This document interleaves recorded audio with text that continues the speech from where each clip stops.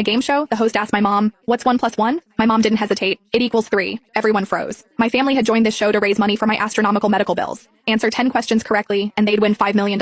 After struggling through 9 questions, the host took pity and asked a softball question. This prize money was my lifeline. But my mom, a PhD in mathematics, deliberately answered it wrong. I bolted upright in my hospital bed, chest tight with pain. The host recovered quickly, plastering on a smile. Dr. Lily Smith is a mathematics PhD. Perhaps in unexplored mathematical fields, 1 plus 1 can equal 3. However, the question I just asked is very simple. You only need to think like a first grader. But my mom blinked and said firmly, 1 plus 1 equals 3. The host's expression darkened. My brother held up 2 fingers, waving them frantically in front of mom's face. "Mom, just answer one more question correctly and we can get the prize money for Chloe's surgery. This isn't the time for jokes." Dad was sweating bullets too. "Honey, did you mishear the question? Or did you misspeak?" But no matter how Dad and my brother pleaded, Mom stuck to her answer. 1 plus 1 equals 3. The audience exploded. Is this mother insane? This has to be scripted. What mother would want her own child to die? Each question had a 10-minute time limit. As the countdown neared its end, I begged the doctor to help me video call the show. The production team connected immediately. My pale, weak face appeared on the big screen. The crowd gasped in sympathy. The host's eyes reddened with emotion. At 16, I'd been diagnosed with a malignant heart tumor and was in critical condition every moment. The only hope for my survival was this prize money. The host was frantic. "There are only 3 minutes left on the countdown. If you answer incorrectly, all your family's efforts will be wasted." To qualify for this show, my whole family had stayed up for 3 months memorizing the question bank. They'd barely made it through 9 questions, and now Mom was spouting nonsense on the 10th. I spoke carefully. "Mom, the prize is $5 million.